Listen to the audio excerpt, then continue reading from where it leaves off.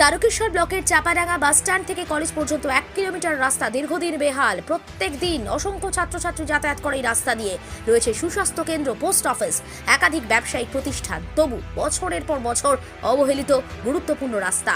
বেশ কিছু জায়গায় বড় বড় গর্ত, কোথাও নর্দমার নির্মাণ হয়েছে, কিন্তু সেটা রাস্তার থেকে উঁচু, স্বাভাবিকভাবেই জল বেরোবে না। 2022-এ চাপাডাঙ্গা থেকে পিয়াসারা 6.4 কিলোমিটার রাস্তা নির্মাণ হয়। বোর্ডে লেখা তথ্য বলছে 2027 সাল পর্যন্ত মেরামতির দায়িত্বে নির্মাণ সংস্থা। 5 বছরে মোট মেরামতির খরচ বাবদ ধার্য হয়েছে 30,85,080 টাকা।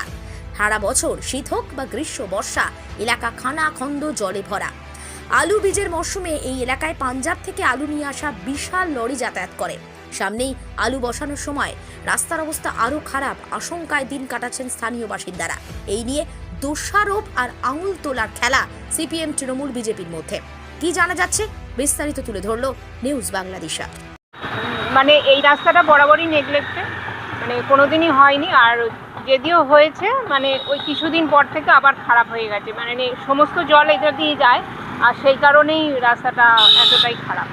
আর জল নিকাশি ব্যবস্থা ছিলই না অঞ্চলে, করে করে এইটা হয়েছে, কিন্তু এটা দিয়ে কোনোদিন এটা দিয়ে জল যায় না। মানে তো বহু মানুষ যাতায়াত করে, কলেজের ছাত্রছাত্রী থেকে আরম্ভ করে বহু মানুষ যাতায়াত করে। এই রাস্তা দিয়ে যাতায়াত করে। এখানে তো পুরো এলাকাটাই তো সব বাজার আছে, মানে কলেজ আছে, সবই তো আছে, স্কুল আছে, পোস্ট অফিস আছে, মানে সবই এদিকেই আছে। তো আর পাঞ্জাবের সময় যে লরিগুলো আসে, লরির মানে অঞ্চল থেকে যে লরি রাখার বা কোনো কিছু ব্যবস্থা নেই।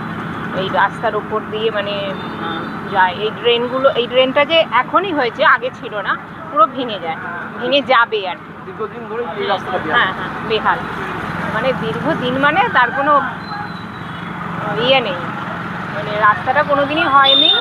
ওই হলেও আগে মোরাম ছিল, পিচটাই হয়েছে, হলেও ওই ভেঙেই যায়, মানে এইভাবেই যাতায়াত করতে হয়। হ্যাঁ। কি নাম আপনার? দেখা যাচ্ছে দিদি এই যে ড্রেন হয়েছে, ড্রেনের উচ্চতা দেখা যাচ্ছে উঁচু, আর রাস্তা দেখা যাচ্ছে নিচু। রাস্তাটা আগে হয়েছিল, ড্রেনটাই কিছুদিন হয়েছে, ড্রেনটা সেই কারণে উঁচু হয়ে গেছে। রাস্তাটা তারপরে কোনো ব্যবস্থা হয়নি। জল ওই জন্য না, জল যায় না। আর এই যে ড্রেনটা যে হয়েছে পুরোপুরি ফলস, এইখান থেকে শুরু হয়েছে, ওইখানে শেষ হয়ে গেছে। না, শুধু ওই দিকের যে কিছু বাড়ি আছে তাদের জন্যই এই ড্রেনটা হয়েছে, মানে ওদের জলটা পাস হয়। এই যে সামনে এইগুলো আছে, এগুলো কোনো কিছু যায় না। আপনার নাম? আমার নাম মৌসুমী কোনার। তো আপনারা প্যাসেঞ্জার নিয়ে যান, কতদিন ধরে এই সমস্যায় ভুগছেন? আজকে প্রায় 6-7 মাস এরকম চলছে। জানিয়েছিলেন কাউকে? জানানো বলতে এখানে তো পার্টির লোক সব দেখছে, জানাবার আমাদের কিছু বলে মনে হয়নি। এমন অবস্থা যে জল হয়ে গেলে গাড়ি চালানোর মতন নয়, গাড়ি ডুবে যাচ্ছে, মানে যা তো কোনো রাস্তায় নেই, যা অবস্থা।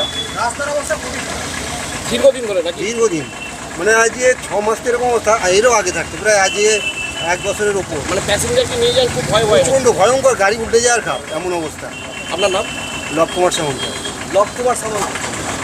ভয়ঙ্কর ব্যাপার।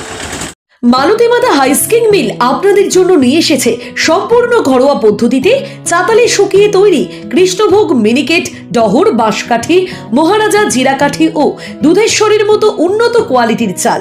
মালতী মাতা হাইস্কিং মিলে প্রোপাইটার পবন নন্দী ও জীবন নন্দী। ঠিকানা সুপারা, চাদুর, আরামবাগ, হুগলি। যোগাযোগ নম্বর 7432074210 অথবা 8972452835।